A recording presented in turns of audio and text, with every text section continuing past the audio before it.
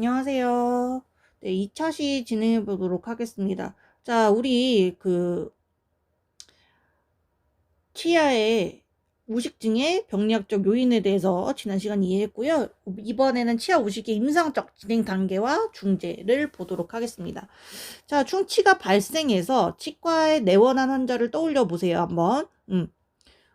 보지 않더라도 보았더라도 한번 떠올려보면 좋을 것 같습니다.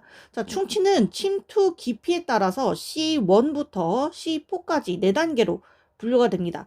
자, 우리는 환자의 증상만 듣고 어느 단계인지 원장이 어떤 치료를 하실지 미리 예측하고 기고를 준비를 해주는 것도 나름 좋겠죠.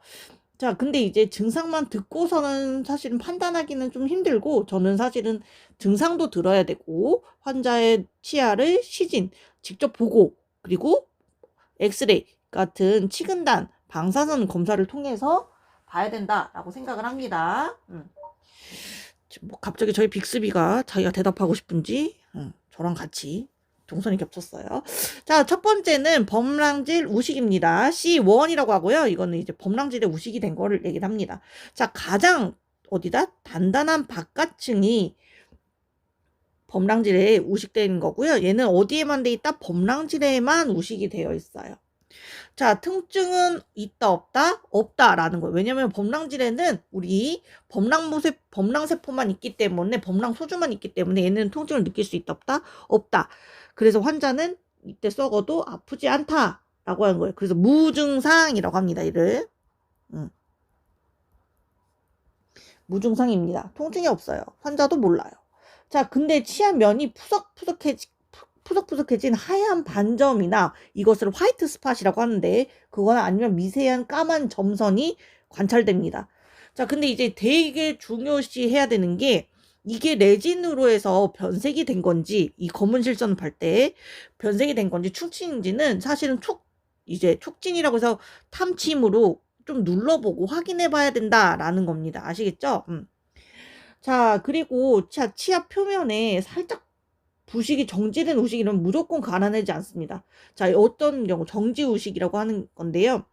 자, 이런 경우에는 이제 원장님이 사실은 진단을 해주실 거, 정지 우식 같은 경우는 무조건 갈아내지 않고 뭐 한다? 불소도포와 구강위생 관리로 재광활을 유도해서 조금 하는 게 제일 좋습니다. 뭐 무조건 다 치아 갈아내는 거는 저는 이제 비추천이고, 우식이 진행되는 건지 아닌지 꼭 확인하시는 게 굉장히 필요하다. 자, 필요시 우식 제거 후 레진이나 실란트로 처치를 해주는 게 굉장히 좋습니다. 자, 이때는 환자가 아프지 않아요. 자, 두 번째입니다. 상아질 우식이라고 그래서 우리가 C2 단계라고 합니다. 자, 범랑질을 뚫고 안쪽에 노란색의 부드러운 상아질까지 충치균이 침투를 한 거죠.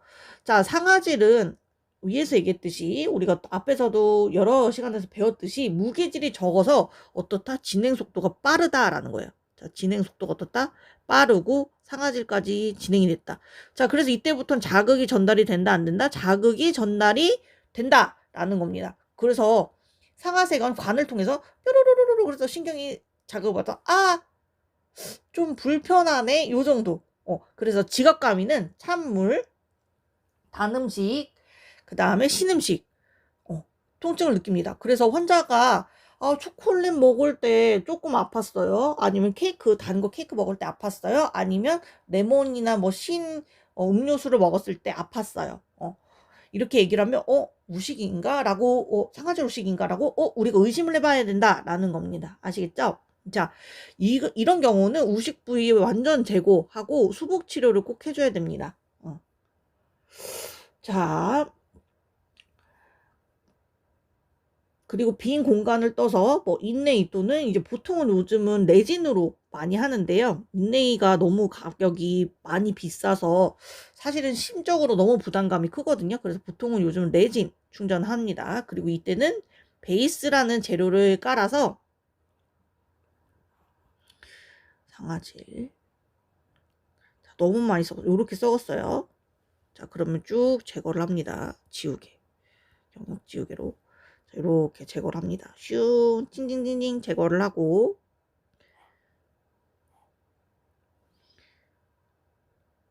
이렇게 파져 있는 부분에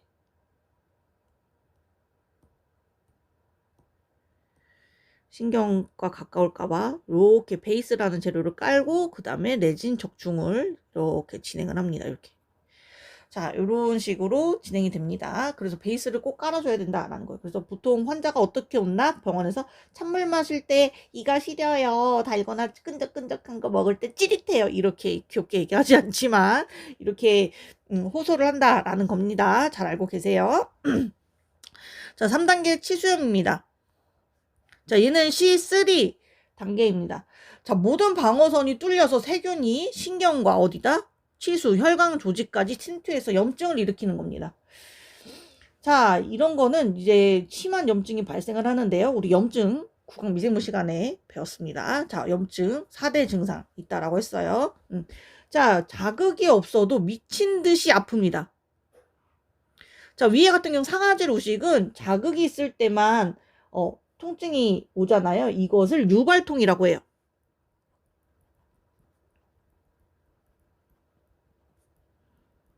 자, 자극이 유발한다.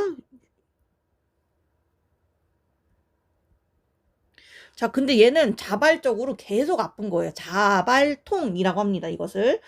자, 환자가 특히 밤에 자려고 하면 욱신거려서 한숨도 못 잤어요. 야간통이 심해요. 그래서 치아에 통증이 있는 거는 응급실 가도 해결이 안 된다라는 얘기가 있어요. 그래서 그리고 치과 의사가 아니면 치아에 아픈 건 해결을 못 해줘요. 응급실 의사들이 그냥 진통제만 줄 뿐이지 해결할 수 있는 게 아닙니다. 그걸 해결하려면 무조건 아침에 9시나 10시에 치과가 오픈이 돼야지만 해결할 수 있는 통증이 뭐다? 이 야간통이에요. 치아 야간통. 그래서 치통이 굉장히 무서운 통증입니다. 잘 알고 계세요. 자, 그래서 머리를 누우면 머리 쪽으로 혈액이 쏠려서 치아 내부의 치수강의 압력이 막 올라가는 거예요. 자, 그래서 앉아있을 때는 괜찮아요. 그나마 압력이 있는데 누워있을 때는 혈액이 머리 쪽으로 이제 평평해져 쏠리니까 그때 이제 압력이 상승하면서 신경을 막 짓누르니까 아픈 거예요. 그래서 이래서 누워서 자야 되는데 잘 수가 없으니 밤에 아프고 밤에 못 자서 아파서 막 낑낑거리는 간이 환자가 예민하고 그러면 아침에 와가지고 빨리 자요 소리 지르고 그런 상황이 벌어집니다. 그리고 마취하면 통증이 사라지니까 사그르르 잠들고 이런 게 야간통의 특징입니다. 굉장히 힘들어하세요. 근데 이런 분들 뭐야 왜 이렇게 짜증내 이렇게 하는 게 아니고 너무 아팠구나. 그래 이렇게 아플 수 있지. 교수님이 치아의 통증은 왜 응급실 가도 안 된다는데 다른 건 응급실 가서 해결이 되는데 치통은 해결이 안 된다는데 이해해줘야지. 이런 마음이었으면 참 좋겠습니다. 자, 그래서 이때는 썩은 부위를 완전히 제거를 하고요. 감염된 신경 조직까지 제거를 해야 됩니다.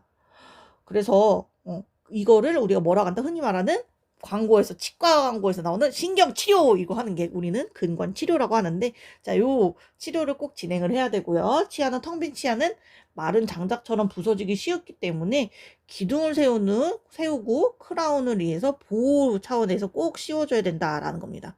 치아 보호 때문에 씌우는 거예요. 돈 때문에 씌우는 게 아니에요. 환자분들한테 설명할 때 돈으로 얘기를 하시는 게 아니고 치아 자체를 더 오래 쓰기 위해서 해야 된다라는 것을 꼭 설명을 해주시는 것을 꼭 알고 계셔야 됩니다. 자, 네 번째는 치근단 병소예요. C4라고 하는데요. 자, 얘는 거의 치수가 완전히 썩어가지고 죽어버려서 치수괴사라고 합니다. 자, 그리고 세균과 독소.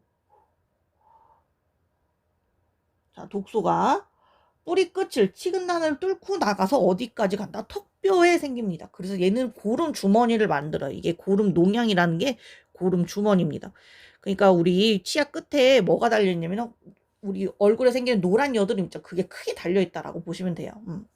자, 신경이 죽었기 때문에 아이러니하게도 찬물이나 뜨거운 물에는 극심한 통증을 느끼지 못해요. 이미 안녕히 계세요 여러분 저는 갑니다 하면서 신경이 떠나간 거예요. 네. 자, 대신 치아 뿌리 쪽에 염증이 차 있어서 음식물 씹을 때마다 이가 붕 뜬 것 같이 아파요 라는 통증이 있어요. 왜냐면 치아는 있는데 치주 신경이 죽다 보니까 그 밑에 고름 주머니 때문에 누를 때마다 이제 그 고름 때문에 아픈 거예요. 아시겠죠? 자, 그리고 잇몸에 이제 이 뿌리 끝에 아유, 또 그림 잘 그려야 되네. 그쵸? 교수님 차라리 그림보다는 글자, 사진이 나을 수도 있겠어요. 이렇게 하시겠지만 전 꿋꿋이 그리겠습니다. 자, 치아에 이렇게 치아가 있고 썩었어요. 그리고 치은이 이렇게 있는데 뿌리 바깥쪽으로 이렇게 누공이라고 해서 이렇게 여드름처럼 보이는 친구가 있을 거예요. 자, 보통은 뼛속에 숨어 있어서 이 누공이 보이지 않아요. 그냥 이런 식으로 뿌리가 이렇게 있으면 요렇게 뭐 잡고 있곤 한데, 자, 얘네들이 커지다 못해서 바깥쪽 협측까지 치은을 치은까지 뼈 치조골을 녹이다 보니까 이렇게, 또 너도 좀 아닌 것 같아 그림이. 자, 녹이다 못해 어디까지 온다? 여기까지 차서 노랗게 밖에서는 보이는 이렇게 누공이 생깁니다. 자, 그래서 여기로 고름이 막 콸콸콸콸콸콸 나오진 않지만 여기를 뽕 뚫으면 고름이 그냥 무슨 유전 터지듯이 그냥 팡팡팡 나옵니다. 아시겠죠? 자, 그런 게 보입니다. 누공이 생기기도 합니다. 자, 이런 경우에는 예후가 굉장히 좋다, 안 좋다? 안 좋다라는 거예요. 자, 신경치료 또는 치근단 절제술이란 요 뿌리 끝에 달려있는 요 누공을 제거해가지고 채워주는, 근데 외과적 수술입니다. 이건 외과학 시간에 다시 배울 거고요. 자, 너무 심한 경우는 어떻게 한다? 발치를 해야 됩니다. 자, 근데 이제 환자분들이 발치라는 치료 진단명을 내리면 세상이 무너진 듯 하시는 분들이 있어요. 나에게 이런 일이 막 이러면서 헉 이러면서 으극 하면서 심근경색처럼 가슴을 부여잡고 막 이렇게, 그렇게까지는 안 하지만, 근데 이제 발치라는 게 이제 꼭 나쁜 치료는 아니잖아요. 어쩔 수 없이 본인이 관리가 안 됐거나 여러 가지 원인에 의해서 뭐 병적으로 치근단에 뭐 병소가 생겨서 그렇겠지만, 일단 저는 그겁니다. 잘 닦으면 문제는 안 생긴다. 네. 어쨌든 여러 가지 원인에 의해서 몸에 뭐 면역적으로도 문제가 있을 수도 있고, 그러면 이제 발치라는 치료 진단이 세워지면 이것도 잘 설명을 해드려야 된다라는 생각이 듭니다. 그래서 뭐 발치라고 하면은 치료가 아니라고 생각해가지고 이거 말고 다른 치료 방법 없나요? 아니면 이거 꼭 치아 살려주세요. 뭐 이렇게 얘기를 하시는 분들이 있는데, 이것은 뭐를 또 살리기 위해서 발치란 치료를 하는지 생각을 해보시면 좀 좋을 것 같아요. 자, 턱뼈까지 이 치아를 그대로 두면 턱뼈가 자꾸 괴사가 돼요. 그쵸? 나중에 그러면 골수염도 올 수가 있어요. 그쵸? 자, 그런 부분에 대해서 또 설명을 해서 환자가 더 이상 최악의 상황으로 가지 않게 설명하는 것도 누구의 몫이다? 우리 치과의생사, 우리 예비 치과의생사 선생님들의 몫이다라는 겁니다. 아시겠죠? 자, 그래서 환자 문진표를 딱 들어왔을 때 어젯밤 너무 아파서 깼고 약을 먹어도 소용이 없고 치과의생사 속으로 C3 단계구나 라고 예측을 할 수 있어야 된다라는 거. 또 우리 빅스비가 자기 멋대로. 자, 그래서 원장님 마취하고 신경치료 들어갈 것 같네. 근간치료 할 것 같네. 그럼 마취 앰플, 러버댐, 뭐 파일 이런 걸 좀 준비 좀 해놔야겠다라고 예측할 수 있는 단계로까지 가셔야 된다라는 거예요. 누가 만들어서 시키는 사람이 돼야 된다는 게 아니고, 이렇게 할 수 있겠구나라고 예측을 하는 거가 우리가 준비를 해야 된다라는 겁니다. 자, 이게 바로 우리의 자질에도 포함이 된다라고 보시면 될 것 같아요. 자, 그래서 다음 장으로 또 넘어가 보도록 하겠습니다. 자, 자, 이렇게 범랑제 C1, C2, C3, C4. 근데 이렇게까지 되는 경우 없고, 보통 이렇게도 있다가 뭐 바사사삭 반이나 나가던지 뭐 이렇게인데, 그림은 이렇게 제가 표현을 해봤습니다. 엄청 아파요. 언제부터? 여기부터. 자, 치주질환입니다. 자, 우리가 환자가 매일 오는데요. 임상에 나가면 정말 하루에 수십만 번씩 마주하게 될 중요한 주제들이 있습니다. 바로 충치 얘기했던, 그리고 두 번째 치주질환, 부종교합, 그리고 구강암 이렇게 있습니다. 자, 그래서 환자가 충치 아니면 제일 많이 오는 게 뭐예요? 잇몸병. 잇몸이 부었어요. 그래서 우리 광고에 많이 나오죠. 씹고 뜯고 맛보고 즐길 때 땅땅땅 뭐뭐탄 그리고 뭐뭐. 자, 이런 거 약을 먹는 게 중요한 게 아니라는 겁니다. 자, 나중에 우리가 스케일링이라든지 치면 세마를 하면서 환자분들께 어떻게 잇몸 건강을 설명해야 할지 머릿속에 뼈대가 확실히 잡혀야 된다라는 겁니다. 자, 그러면 지금부터 화면 보시면서 왜 우리가 바이오필름을 제거를 잘해야 되는지, 치석을 잘 제거해야 되는지 설명을 해드려 보도록 하겠습니다. 자, 치주질환은 흔히 우리가 풍치라고 부릅니다. 바람만 불어도 흔들린다. 그런 거죠. 그 정도로 이제 이가 흔들리는 건데, 자, 이 질환은 치아를 꽉 잡아주는 누구다? 지지 조직이 부족한 거예요. 그 지지 조직은 누구예요? 잇몸과 치조골이 파괴되는 질환이다 라는 겁니다.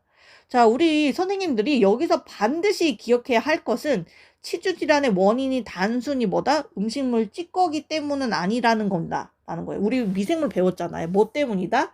세균 때문이다. 라는 거예요. 자, 그 세균. 자, 이 과정의 핵심은 단순한 음식 찌꺼기가 아닌 뭐다? 조직화된 세균 집단인 바이오필름이다 라는 거. 미생물이랑 살짝 겹치죠? 복습하는 것 같죠? 너무 좋죠? 자, 바이오필름입니다. 자, 아마 요거 조금 예습일 수도 있어요. 우리 뒤에 하는 부분에. 자, 우리 그러면 치면 세균막이라고 하고 덴탈 플라그라고 하는데 요즘 임상에서는 바이오필름이라고 합니다. 바이오필름. 발음 좋았죠? 네.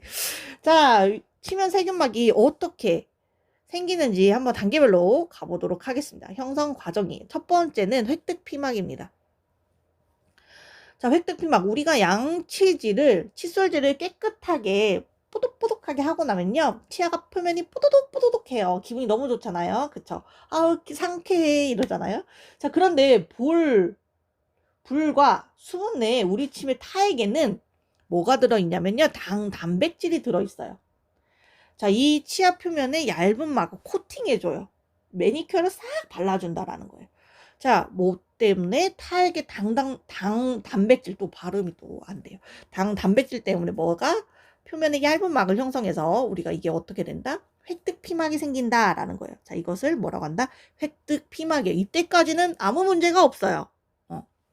자, 두 번째가부터 난립니다. 자, 세균 부착 및 증식인데요. 자, 이 코팅막 위로 세균이 구강 내 초기 세균들이 마치 자석처럼 촥 하고 붙어요.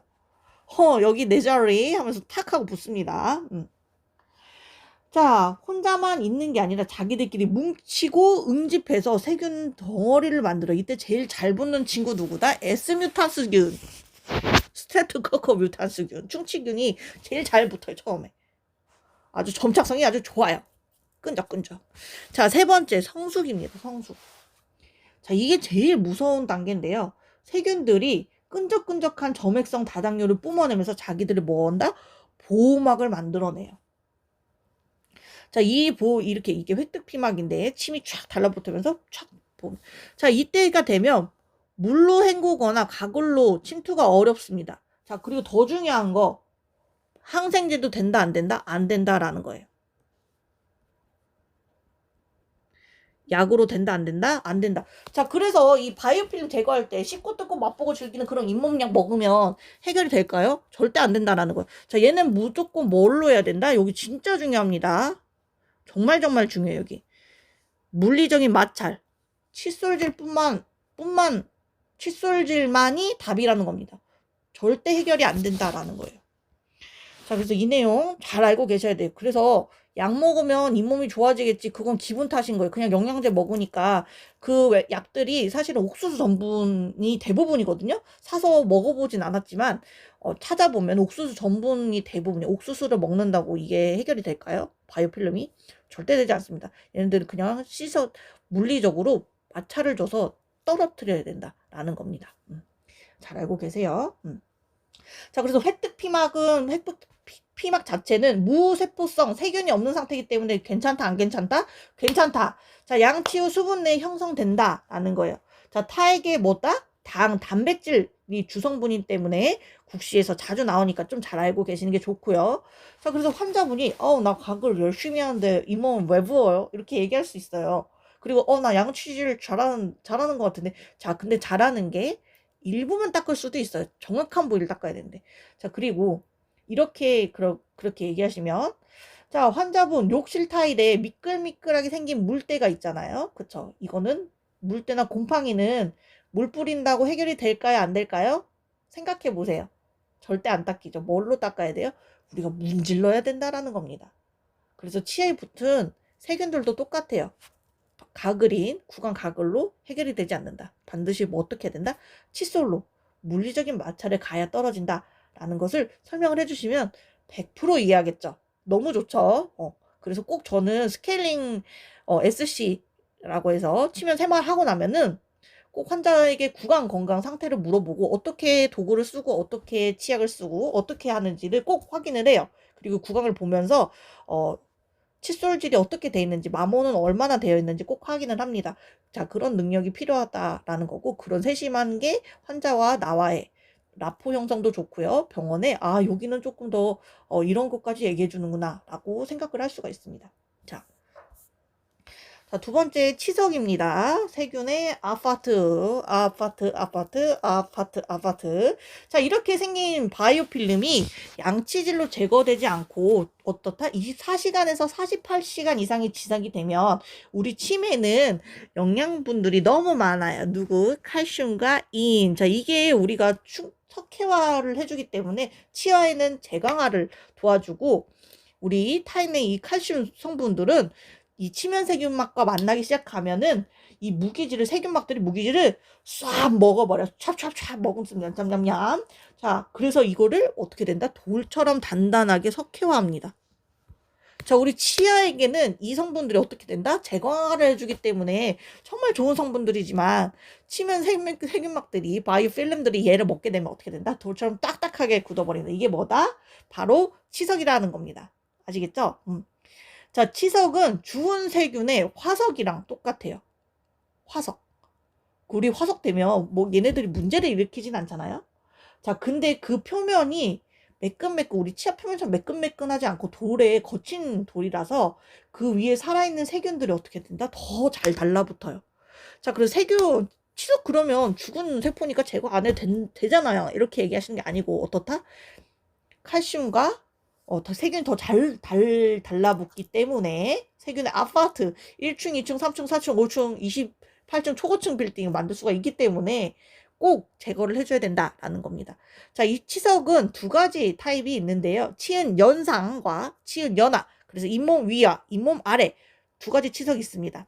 자, 치은 연상 치석은 잇몸 치아 위쪽에, 치아 면에 이렇게 생기면서 주로 침샘, 개구부, 우리가 위에서 뵀던 설하선이 제일 많이 생겨요. 그리고 협측에서 나오는 협측. 그래서 양쪽 상하계, 볼 쪽에 많이 생깁니다.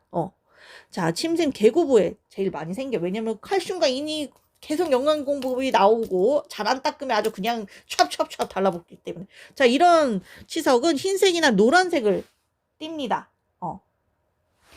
자, 근데 이때부터 치은 연상까지는 그나마 조금 눈에 보이고 잘 제거가 돼요. 문제는 누구냐? 치은 연하치석이에요. 얘네들은 심각해요. 자, 얘네들 진짜 무서운 친구들이에요. 자, 눈에 안 보이는 잇몸 아래, 어디에? 치주 주머니, 치주낭이라고 합니다. 얘를. 치주낭 속에 생깁니다. 자, 얘네들은 잇몸에서 피가 나면서 혈액 성분과 섞여서 흑색을 띱니다. 갈색이는 흑갈색. 자, 그러면서 얘네들은 더 밑에 치주병을 일으키는 세균들, 혐기성, 기억나시죠?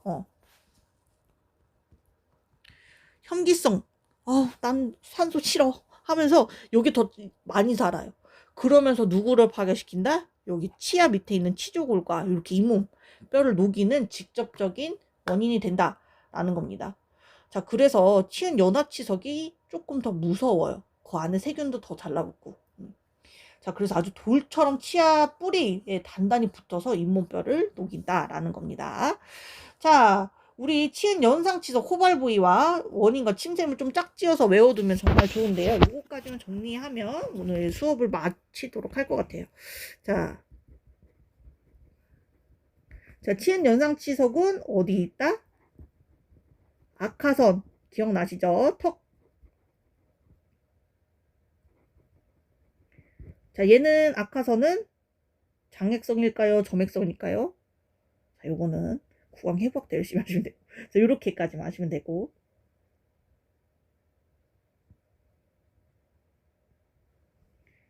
잠깐만요. 제가 잘못 쓴 것 같은데. 자, 치은 연상 치석에 이렇게 죄송해요. 아유, 이러면 안 되는데. 자, 치은 연상 치석 호발 부위인데, 자, 하악 전치부,